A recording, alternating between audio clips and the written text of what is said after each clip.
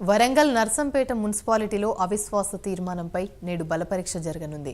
అవిశ్వాసం సందర్భంగా ఆసక్తికర పరిణామాలు చోటు చేసుకున్నాయి. 18 మంది బీఆర్ఎస్ కౌన్సిలర్లలో చైర్పర్సన్ గుంటి రజనీతో పాటు 3 కౌన్సిలర్లు ఒకవైపు ఉండగా 14 మంది బీఆర్ఎస్ కౌన్సిలర్లు మరోవైపు నిలబడ్డారు.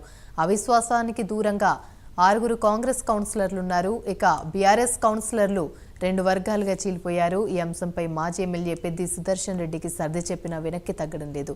ఇదే అంశంపై మరింత సమాచారం మా తిరుపతి చెప్పాలి కదా.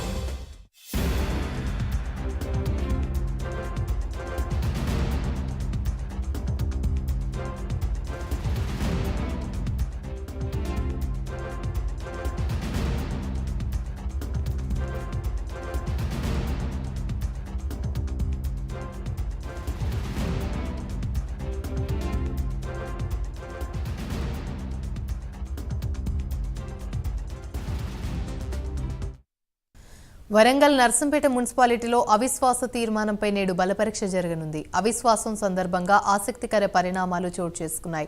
18 మంది బీఆర్ఎస్ కౌన్సిలర్లలో చైర్పర్సన్ గుంటి రజనీతో పాటు 3 కౌన్సిలర్లు ఒకవైపు ఉండగా 14 మంది బీఆర్ఎస్ కౌన్సిలర్లు మరోవైపు నిలబడ్డారు.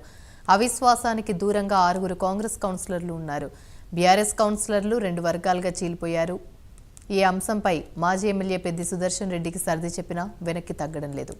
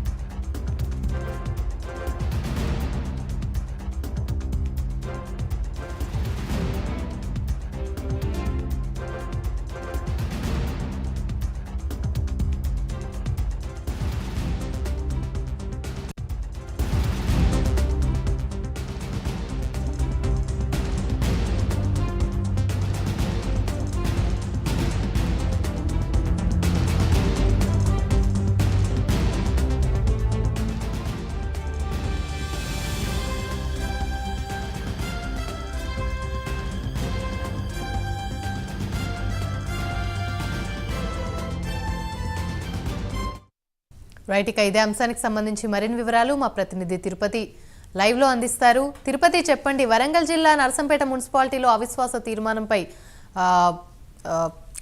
జరుగుతుంది. దీనికి సంబంధించి అప్డేట్స్ ఏంటి?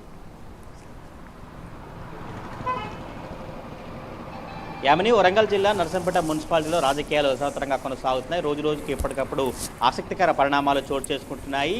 ఈ నర్సంపేట మున్సిపాలిటీ మొత్తం కూడా ఒక 24 మంది కౌన్సిలర్లు ఉంటారు. ఇందులో 18 మంది బీఆర్ఎస్ పార్టీకి సంబంధించినటువంటి ఆ కౌన్సిలర్లు, మిగతా 6 అంతా కూడా కాంగ్రెస్ పార్టీకి సంబంధించినటువంటి ఆ కౌన్సిలర్లు. గత కొంతకాలంగా మున్సిపాలిటీకి సంబంధించినటువంటి చైర్మన్ గుంటి రజనీపై 14 మంది బీఆర్ఎస్ కౌన్సిలర్లు కొంత వ్యతిరేకంగా ఉంటూ అవిశ్వాస తీర్మానానికి ఆ కలెక్టర్ని కలిసినటువంటి పరిస్థితి. ఈ నేపథ్యంలో ఇవాళ 30వ తారీఖు మున్సిపాలిటీలో బలపరీక్ష నిర్వహించేందుకు కలెక్టర్ నిర్ణయం తీసుకున్నారు. ఈ నేపథ్యంలో నర్సంపేట మున్సిపాలిటీ వల్ల బలపరీక్ష జరగబోతుంది. ఇందులో అవిశ్వాసం నెగ్గుతుందా, అవిశ్వాసం వీగిపోతున్నటువంటి చర్చ అయితే వరంగల్ జిల్లాలో కొనసాగుతున్నటువంటి పరిస్థితి కనబడుతుంది. మొదటి నుంచి కూడా మున్సిపాలిటీ చైర్మన్ గుంటి రజనీ మిగతా కౌన్సిలర్లను పట్టించుకోవట్లేదు. అభివృద్ధి కార్యక్రమాల్లో కావచ్చు, ఇతర కార్యక్రమాల్లో కొంత మాకు వ్యతిరేకంగా పనిచేస్తుంది. అందుకోసమే మేమంతా 14 మంది ఏకమయ్యి అవిశ్వాసం పెట్టాలని నిర్ణయించుకున్నట్టు కూడా 14 మంది కౌన్సిలర్లు చెప్పినటువంటి పరిస్థితి. ఇప్పటికే ఆ మున్సిపల్ చైర్మన్ రజని ఆమెతో పాటు ముగ్గురు కూడా క్యాంపుకు వెళ్ళినటువంటి పరిస్థితి. అయితే క్యాంపు వెళ్ళినటువంటి వారిలో కూడా అంటే ఇప్పుడు మున్సిపల్ చైర్మన్ రజని ఆమెతో పాటు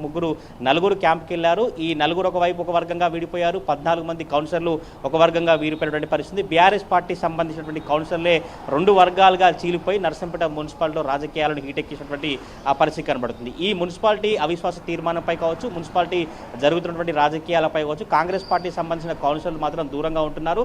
స్థానిక ఎమ్మెల్యే దొంతి మాధవరెడ్డి కూడా ఈ నర్సంపేట మున్సిపాలిటీ అవిశ్వాస తీర్మానంపై కూడా దూరంగా ఉంటారు కూడా కాంగ్రెస్ పార్టీ సంబంధించిన కౌన్సిలర్లకు చెప్పినట్టు తెలుస్తుంది. ఈ 14 మంది కౌన్సిలర్లను కూడా ఎప్పటికప్పుడు స్థానిక మాజీ ఎమ్మెల్యే పెద్ది సుదర్శన్ రెడ్డి చెప్తూ కూడా పార్టీ నిర్ణయానికి కట్టుబడి ఉండాలి, ఎవరు కూడా ఇటువంటి పార్టీ వ్యతిరేక కార్యక్రమాలకు పూనుకోవద్దని చెప్పినప్పటికీ కూడా ససేమేరా అంటూ ఎమ్మెల్యే ప్రయత్నాలు కొనసాగించి బుజ్జగింపే ప్రయత్నాలు చేసినప్పటికీ కూడా ఈ 14 మంది కౌన్సిలర్లు మాత్రం తప్పకుండా అవిశ్వాస తీర్మానం పెడతాం, అవిశ్వాసాన్ని నెగ్గించుకుంటాం అంటూ కూడా వారు ఒక పంతం వీడుతూ గత కొద్ది రోజులుగా నర్సంపేట మున్సిపాలిటీ రాజకీయాలను హీటెక్కినటువంటి పరిస్థితి కనబడుతుంది. 14 మంది బీఆర్ఎస్ కౌన్సిలర్లు ఒకవైపు, మున్సిపల్ చైర్మన్తో పాటు మరో 3 కౌన్సిలర్లు ఒకవైపు ఉంటూ నర్సంపేట మున్సిపాలిటీ రాజకీయాలలో ఒక హీటెక్కినటువంటి పరిస్థితి కనబడుతుంది. అయితే ఇందులో నలుగురు ఒకవైపు 14 మంది ఒకవైపు ఉన్నారు కనుక ఈ మెజారిటీ ఒక మ్యాజిక్ ఫిగర్ రావాలంటే 16 మంది బల పరీక్షలో ఉండాలి. 16 మంది ఉంటేనే వీరు ఇవాళ అవిశ్వాస తీర్మానం నెగ్గుతుంది, లేదంటే అవిశ్వాస తీర్మానం విగ్గిపోతున్నటువంటి రాజకీయ వర్గాలు, రాజకీయ విశ్లేషకులు చెప్పినటువంటి పరిస్థితి కనబడుతుంది. అయితే ఈ క్యాంపుకి వెళ్ళినటువంటి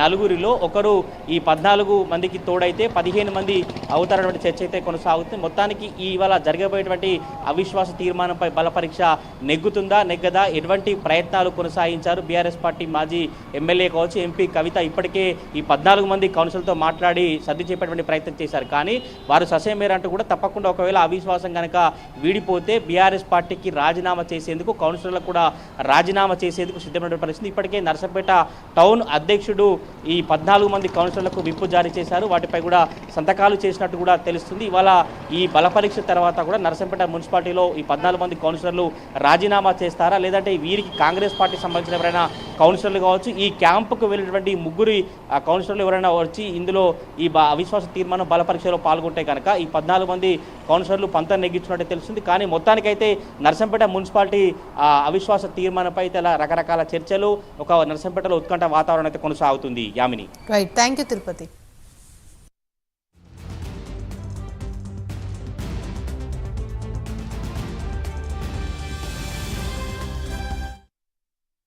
మేమందరం 14 మంది ముఖ్య కారణంతో అవిశ్వాస తీర్మానానికి పోవడం జరిగింది. మాకు కలెక్టర్ గారి దగ్గర 30 తారీఖు అపాయింట్మెంట్ ఇచ్చారు. మాకు అపాయింట్మెంట్ 30 తారీఖు నాడు ఖచ్చితంగా మేము తీర్మానం, వాళ్ళు మా ముగ్గురిని పట్టుకొని అతను వెళ్ళిపోయాడు క్యాంపుకు. మేము ఇక్కడ నర్సంపేటలో ఉన్నాము. మేము 14 మంది బీఆర్ఎస్ పార్టీ తరఫున మా అధిష్టానం మేరకే, మా ఎమ్మెల్యే గారి, మా మాజీ ఎమ్మెల్యే గారి మేరకే, అధిష్టానం మేరకే మేము పనిచేస్తే మేము ఇక్కడే ఉన్నాం. వాళ్ళు పోయినోళ్ళు గౌరవంగా వచ్చి మాతో కలిసి కొత్త ఎన్నికయ్యే చైర్పర్సన్ను ఎన్నుకునే దానిలో వాళ్ళు భాగస్వామ్యం అవుతారని ఆశిస్తున్నాము. కాని పక్షంలో మేము అవసరం మేరకు పార్టీని ధిక్కరించైనా, రాజీనామా చేసైనా మేము మాకు కలిసి వచ్చే వారితో మేము కొత్త క్యాండిడేట్ ఎన్నుకోవడం జరుగుతుంది. దానికి మేమందరం ముక్త కంఠంతో 14 మంది ఏకగ్రీవంగా తీర్మానం చేయడం జరిగింది. ఇది నిజం. మేమందరం 14 మంది ముఖ్య కారణంతో అవిశ్వాస తీర్మానానికి పోవడం జరిగింది. మాకు కలెక్టర్ గారి దగ్గర 30 తారీఖు అపాయింట్మెంట్. ఖమ్మంలో గంజాయి